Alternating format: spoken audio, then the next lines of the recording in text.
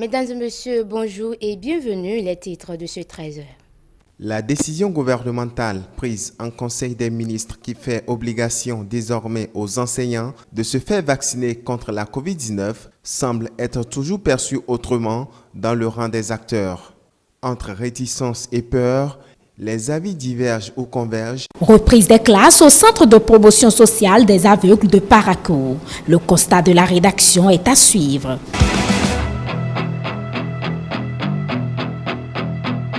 Remise de kits scolaires aux écoliers en situation difficile du village d'Agasagodome dans la commune d'Abomey-Calavi. C'est un geste du conseil communal de la dite localité.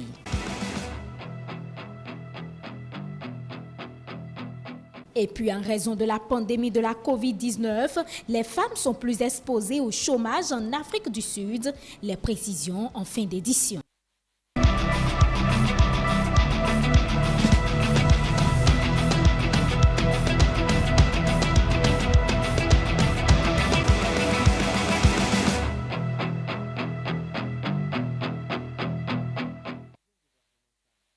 Bienvenue à vous si vous nous rejoignez dans ce journal. Il est fait obligation aux enseignants, tout comme à certains corps de métier, de se faire vacciner contre le coronavirus. Une telle décision du gouvernement béninois est diversement appréciée par les acteurs eux-mêmes. Le constat de Aziz Achamou dans ce reportage.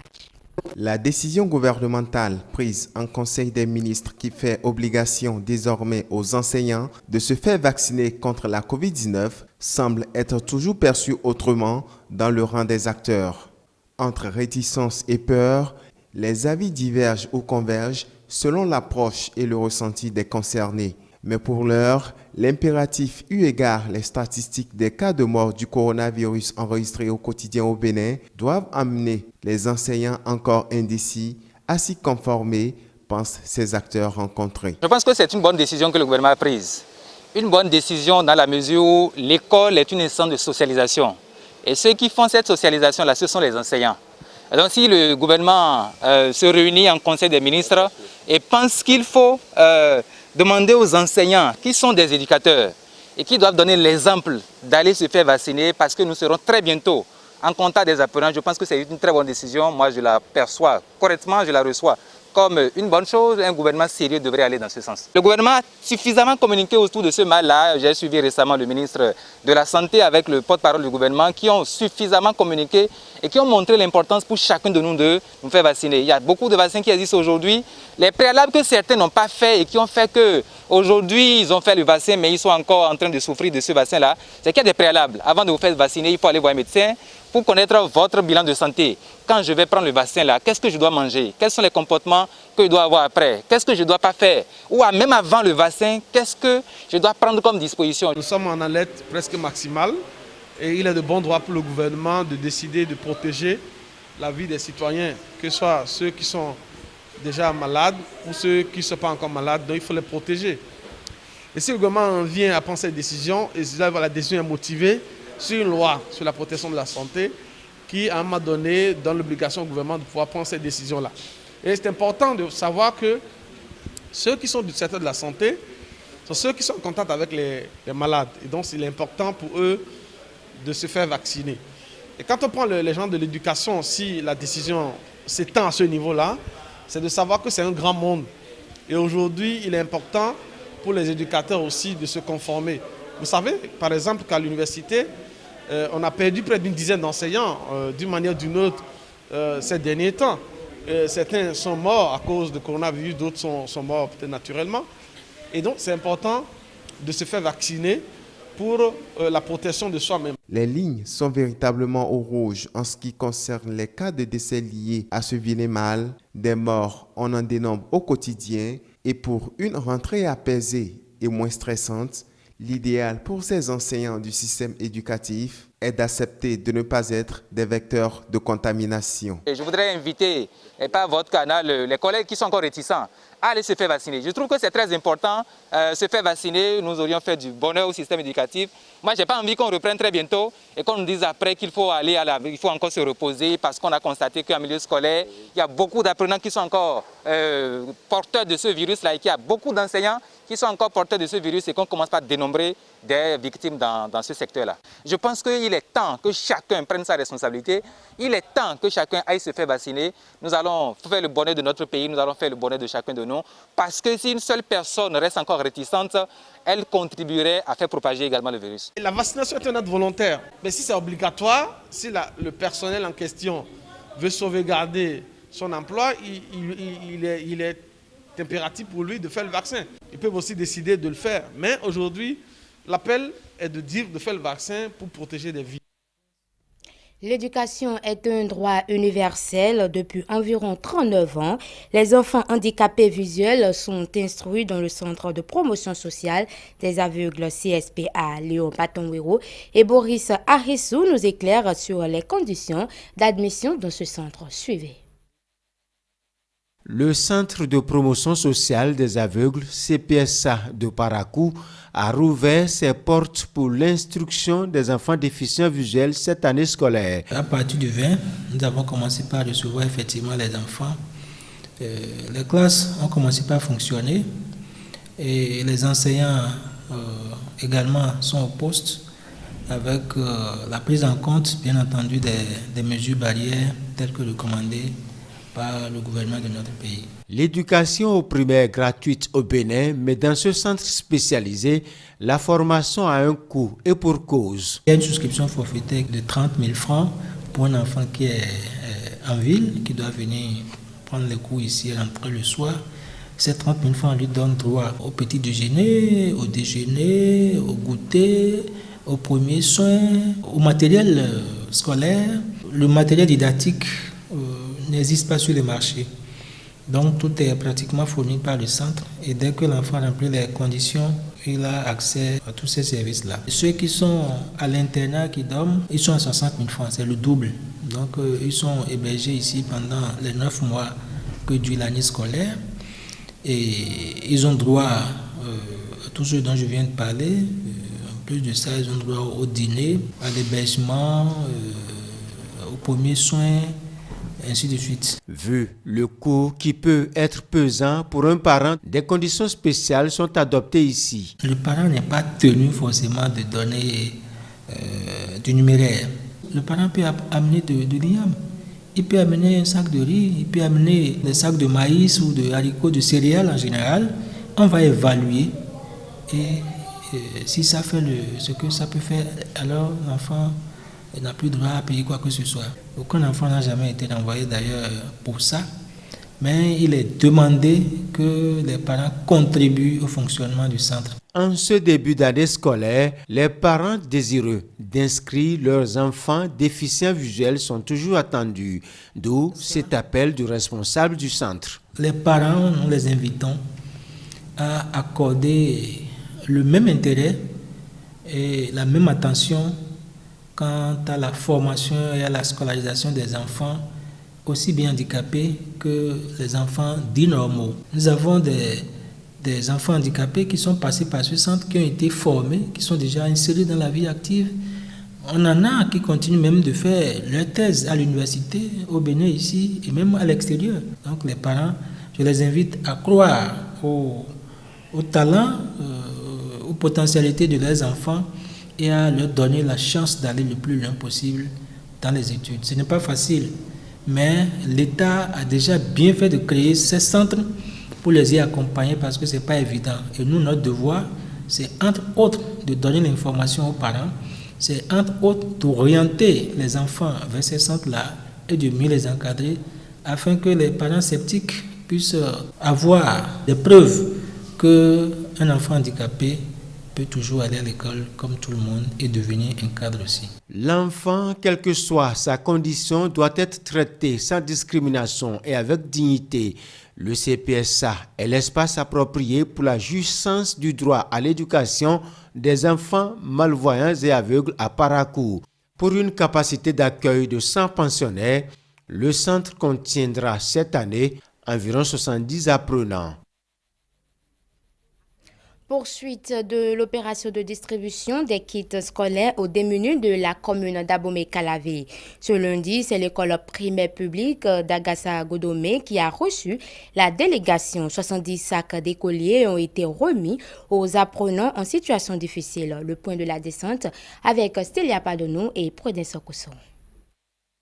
Après les villages de Missé-Sinto, Podilémon, d'Akassato Centre, de Zopa, c'est au tour du village d'Agassa-Godomé, dans la commune d'Abomey-Calavi, d'accueillir l'équipe communale. Une délégation conduite par les conseillers Edmond Fonton-Tagnon-Nanon et Augustin Zanon pour transmettre aux apprenants jusque-là sans fourniture scolaire les sacs que voici. Nous sommes venus ici aujourd'hui pour distribuer 70 sacs contenant la boîte mathématicale, la tenue kaki, les cahiers et les bics. C'est un geste que la population a aimé et nous exhorte à faire davantage.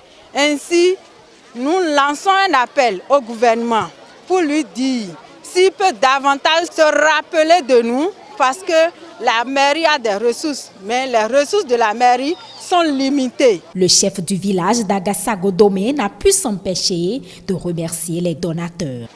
Je suis ravi, puisque depuis 2016 et chaque année, vraiment, mes élèves sont soulagés.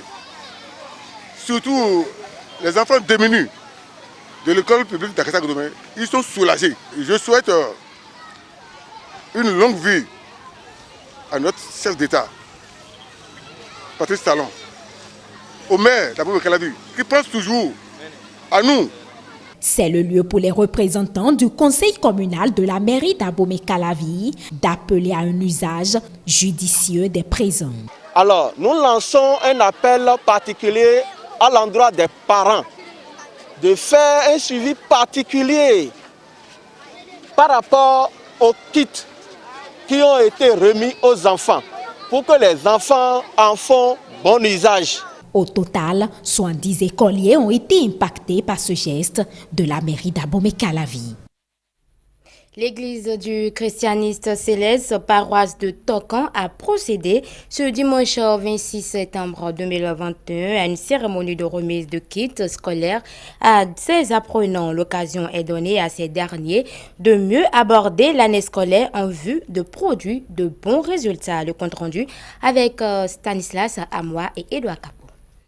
C'est une cérémonie de remise de dons de fournitures scolaires qui est couplée avec le culte dominical.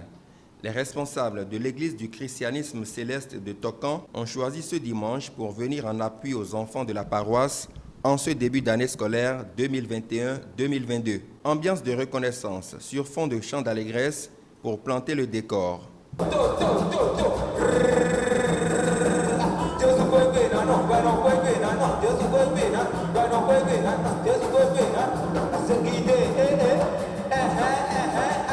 Une fois ces dons reçus, les récipiendaires se sentent privilégiés et font des promesses à l'endroit de leurs parents pour une bonne réussite de l'année scolaire. Je viens de recevoir des cahiers, un vrai dessinateur et un bois de couture. Je vais être sage, je vais bien travailler, être la première de la classe. Dans l'année, je vais bien travailler pour pouvoir encourager mes parents. Pour qu'ils puissent avoir de la force pour pouvoir me payer le reste de ma contribution. Cela s'inscrit dans le cadre de l'amour, de l'entraide.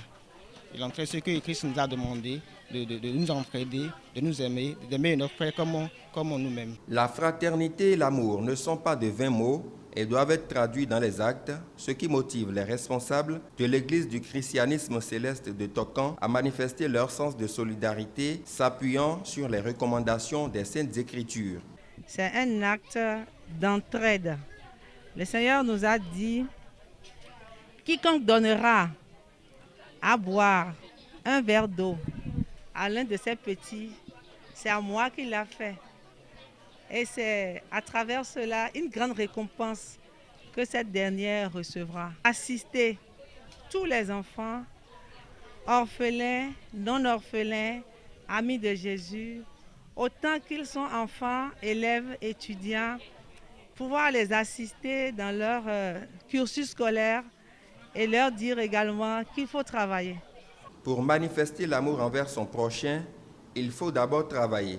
Et le chargé paroissial est revenu sur la symbolique du don. Il se satisfait de la tenue de cette cérémonie. Dès son jeune âge, Jésus-Christ a été mis dans un métier, il est charpentier, pour nous montrer que la voie spirituelle, ce n'est pas que je prie et qu'on reste paresseux. Il a même demandé à ce qu'on travaille beaucoup pour trouver le nécessaire et venir au secours de ceux qui n'en ont pas. Il vaut mieux de donner que de recevoir. Donc c'est dans ce sillage-là que tout se situe aujourd'hui et nous sommes comblés, très remplis de paix, sachant que le Seigneur nous a exaucés. L'année scolaire 2021-2022 est donc bien lancée pour les enfants de cette paroisse qui sont désormais bien outillés pour produire de bons résultats. Hors de nos frontières à présent, au Ghana, le secteur du cinéma reprend progressivement vie après des mois de suspension d'activité. Grand soulagement pour les acteurs du domaine. Un reportage signé par nos confrères de CCTV+. Ces acteurs sont de retour sur les plateaux d'Accra après des mois de pause. Les femmes ont toujours souffert de manière disproportionnée de conditions inférieures par rapport aux hommes, tant à la maison que sur leur lieu de travail. Et la pandémie de Covid-19 a encore accentué ces inégalités. Les femmes étaient toujours sous pression avant la pandémie. Elles effectuaient toujours une double période de travail. Elles allaient travailler, puis revenaient à la maison, s'occupaient de leur maison et de leur famille et accomplissaient les tâches ménagères. C'était donc un peu comme un travail de canalisation que les femmes effectuaient, mais la pandémie a sans aucun doute aggravé cette situation. Les incertitudes relatives au travail, au fait que les enfants aillent à l'école, sur les moyens de garantir le prochain repas, sont vraiment devenues trop lourdes. C'est véritablement stressant pour les femmes. La pandémie a une fois de plus mis en évidence l'urgence de lutter contre les violences sexistes. Un rapport de la Fondation pour les droits de l'homme a révélé que le taux incroyablement élevé de violences sexistes a augmenté de 54% au cours de la pandémie. Les violences sexistes ne sont pas vraiment une deuxième pandémie en Afrique du Sud. Il s'agit de la première pandémie, on pourrait bien dire que la Covid est la deuxième. C'est cela avec les violences sexistes. Elles ne vont pas simplement s'évanouir lorsque les femmes manifestent entre elles ou lorsque les hommes discutent entre eux. Cela doit être quelque chose vers lequel nous tous, en tant que société, nous acheminions collectivement. Les confinements ont aussi changé la manière dont les femmes travaillent et interagissent avec leur famille et la société. Nombre d'entre elles ont perdu leur emploi et il y a un appel à repenser les politiques pour intégrer les femmes dans l'économie. Je pense aux opportunités qui s'offrent maintenant à nous de sortir des sentiers battus en ce qui concerne, par exemple, les petites entreprises. Combien d'entreprises ont été créées par des personnes depuis chez elles en commençant à fabriquer et à vendre des choses et à réinventer des choses grâce aux petites entreprises. Si nous pouvons avoir ces petites entreprises dans notre pays et les soutenir financièrement, je crois que nous aurons fait beaucoup de chemin pour reconstruire notre économie. Vous venez de suivre là un élément réalisé sur les femmes sud-africaines qui sont considérées comme les premières victimes du chômage en cette période de coronavirus. Nous passons à présent au Ghana, où le secteur du cinéma reprend progressivement vie après des mois de suspension d'activité. Grand soulagement pour les acteurs du domaine. Suivez une fois encore nos confrères de CCTV+. Ces acteurs sont de retour sur les plateaux d'Accra après des mois de pause en raison de la pandémie de coronavirus. À présent que les restrictions liées au confinement sont assouplies, ils souhaitent que les caméras continuent de tourner. Mais la production de films locaux dans le pays est en baisse depuis des années. Les cinéastes estiment en effet qu'ils ne gagnent pas assez d'argent avec leurs films. Ce dont nous avons besoin, ce sont des plateformes pour distribuer les films. Nous avons besoin de plateformes de films en ligne, ce genre d'application, parce que le Ghana manque de distribution.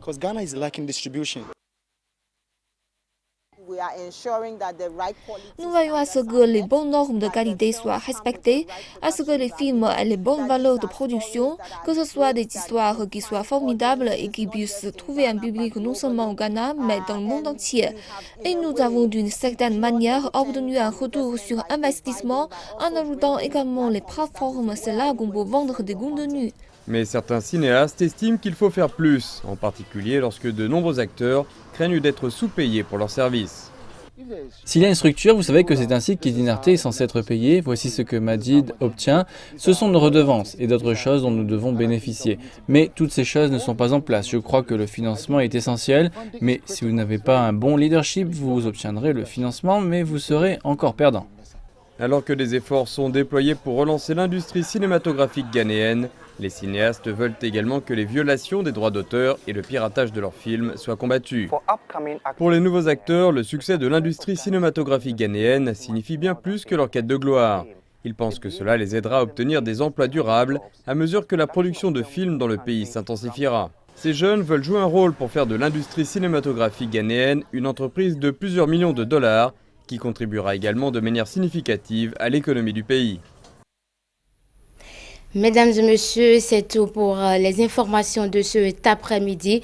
Merci de nous avoir suivis et merci pour l'intérêt que vous portez à la chaîne.